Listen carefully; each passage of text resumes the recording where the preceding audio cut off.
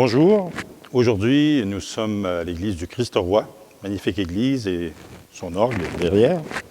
Nous allons explorer et méditer autour d'un texte de Matthieu du 2 mars, temps du carême. Alors, on se prépare et on acclame la parole de Dieu.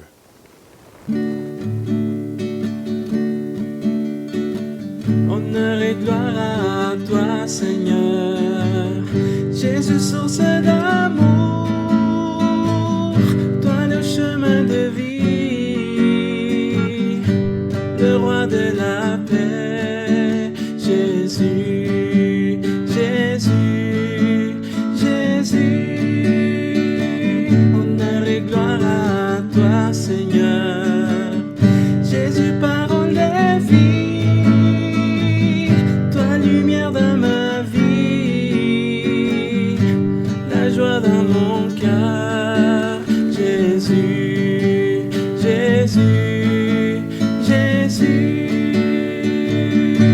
Évangile de Jésus-Christ selon saint Matthieu. En ce temps-là, Jésus s'adressa aux foules et à ses disciples. Et il déclara, « Les scribes et les pharisiens enseignent dans la chair de Moïse. Donc, tout ce qu'ils peuvent vous dire, faites-le et observez-le. Mais n'agissez pas d'après leurs actes, car ils disent et ne font pas. Ils attachent de pesants fardeaux difficiles à porter et ils en chargent les épaules des gens. Mais eux-mêmes ne veulent pas les remuer du doigt. Toutes leurs actions, ils les font pour être remarqués des gens. Ils élargissent leurs phylactères et rallongent leurs franges. Ils aiment les places d'honneur dans les dîners, les sièges d'honneur dans les synagogues et les salutations sur les places publiques. Ils aiment recevoir des gens le titre de rabbi. Pour vous, ne vous faites pas donner le titre de rabbi, car vous n'avez qu'un seul maître pour vous enseigner et vous êtes tous frères. Ne donnez à personne sur terre le nom de père, car vous n'avez qu'un seul Père, celui qui est aux cieux. Ne vous faites pas non plus donner les titres de maître, car vous n'avez qu'un seul maître, le Christ. Le plus grand parmi vous sera votre serviteur. Qui se lèvera sera abaissé, qui s'abaissera sera relevé. Acclamons la parole de Dieu. Honneur et gloire à toi, Seigneur, Jésus, parole de vie, toi lumière de ma vie, la joie dans mon cœur, Jésus, Jésus, Jésus. Court enseignement sur ce petit texte de saint Matthieu, un texte pas très long qui nous est proposé, mais un texte riche. Au fond, la phrase qui nous revient, ou qui me revient quand je fais la lecture de ce texte, c'est la phrase qu'on dit parfois, faites ce qu'ils disent, mais ne faites pas ce qu'ils font. Alors Jésus qui dit aux gens, la loi de Moïse, elle ne disparaît pas. La loi de Moïse, elle n'est pas, je suis pas là pour la faire disparaître ou la faire en sorte que vous ne la suivez pas. La loi de Moïse, elle est là et elle va rester. Mais la loi de Moïse, elle doit être comprise de façon différente. Les scribes, les pharisiens vous la proposent. Vous la proposent à partir de règles, à partir de lois, à partir de fardeaux qui sont difficiles à porter. Comme si, obligatoirement, une relation avec Dieu, c'est une relation difficile, c'est une relation ardue, c'est quelque chose qui nous demande tellement d'efforts qu'on a de la difficulté à être en relation avec ce Dieu-là. Ce que Jésus va proposer, on pourrait le voir dans d'autres textes, mais déjà dans ce texte-là, il vient dire aux gens, la loi, elle est faite pour l'homme, elle est faite pour la femme, et cette loi-là qui vient de Dieu, Elle est faite, dans le fond, pour que vous puissiez vivre ensemble et être en relation avec Dieu de la meilleure façon possible, de la façon la plus aimante possible. Ce texte-là aussi nous redit que l'être humain ne sera jamais Dieu.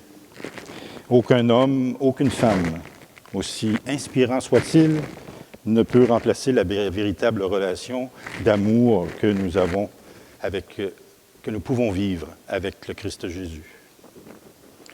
Nous avons eu de pénibles et tristes exemples qui nous ont rappelé depuis un certain nombre d'années, depuis un certain nombre de mois, des exemples qui nous rappellent ceci.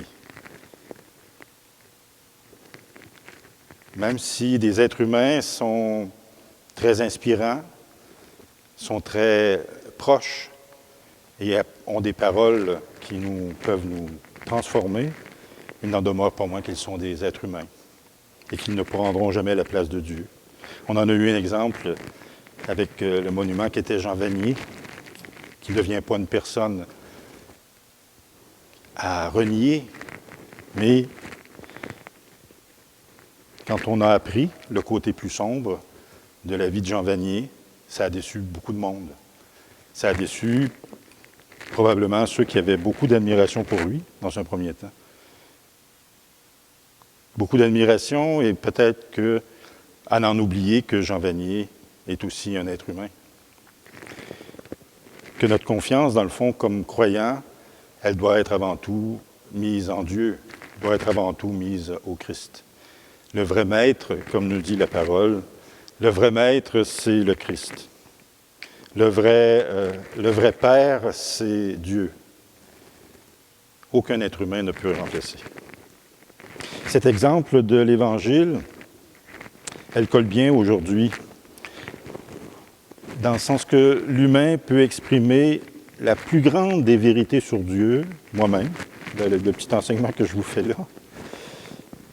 Je peux vous exprimer le plus grand enseignement sur Dieu qui vient du cœur, qui vient de ma tête, mais à quelque part, cet enseignement-là, même s'il peut vous inspirer, ne prendra jamais la place de ce que Dieu peut vous dire à chacun de façon individuellement au cœur.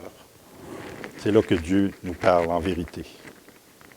Et c'est le drame aujourd'hui que beaucoup de croyants et de non-croyants vivent trop souvent.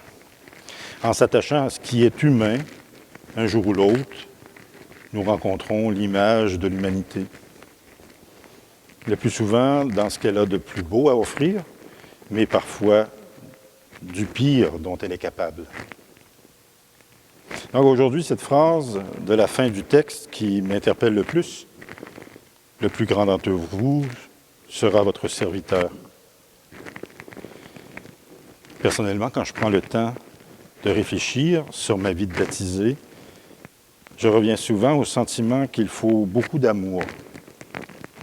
Il faut beaucoup d'amour envers les autres, beaucoup d'amour envers soi-même, beaucoup d'amour au cœur pour être serviteur. Un amour que seulement l'Esprit Saint peut nous donner. L'ensemble de ce qu'on peut faire pour les autres, sans porter de jugement, sans avoir une opinion sur l'autre, tout ce qu'on peut apporter à l'autre de façon gratuite en Église, il faut beaucoup d'amour pour le faire. Il faut beaucoup d'amour pour travailler avec des frères et des sœurs vers un même but, c'est-à-dire l'avènement du royaume de Dieu. Parce que c'est aujourd'hui ce court enseignement que je voulais partager avec vous en ce 2 mars.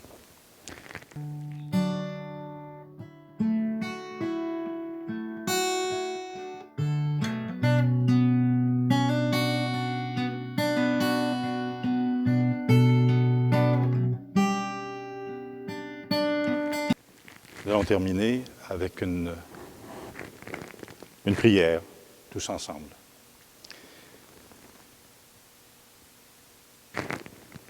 Mes prières ne sont pas écrites, je m'en excuse.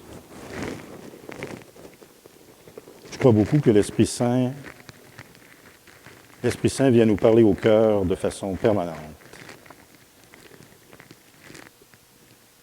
Alors aujourd'hui, à partir de ce que la parole nous révèle, la parole nous dit,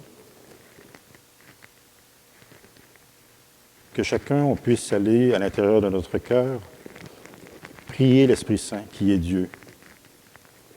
Le prier pour qu'il mette sur notre route des personnes qui ont le même but que nous, c'est-à-dire être en relation d'amour avec le Père. Et que ces personnes aient une conformité de vie qui fait en sorte, on pourra dire, on peut faire ce qu'ils disent parce qu'eux aussi font ce qu'ils enseignent. Alors cet Esprit Saint, je l'invite à rejoindre le cœur de chacun d'entre vous, chacune d'entre vous. Et quand elle rejoint notre cœur, par amour, demandons à l'Esprit Saint, via notre propre cœur, qu'il se répande aussi dans le cœur de tous ceux et celles qu'on aime et qu'on connaît. Actuellement, on est dans un fonctionnement de société où on ne peut pas obliger les gens à prier, mais on peut demander à l'Esprit Saint, qui lui a la force d'entrer dans les cœurs, d'entrer dans les cœurs de tous ceux qu'on connaît, tous ceux qu'on aime, de faire en sorte que leur cœur se transforme. C'est la grâce que je souhaite à tout le monde aujourd'hui. C'est cette prière qui me vient au cœur et que je partage avec vous. En terminant, je vais demander au Seigneur de vous bénir. Demander au Seigneur de bénir, c'est demander au Seigneur d'apporter sur vous tous les bienfaits dont vous avez besoin. Moralement, spirituellement, dans vos sentiments, dans votre corps, d'apporter un réconfort à toutes les dimensions de votre vie qui ont besoin de réconfort. Alors, à partir de cette intention, je demande au Seigneur de vous bénir. Au nom du Père, du Fils et du Saint-Esprit. Amen. Merci. À la prochaine.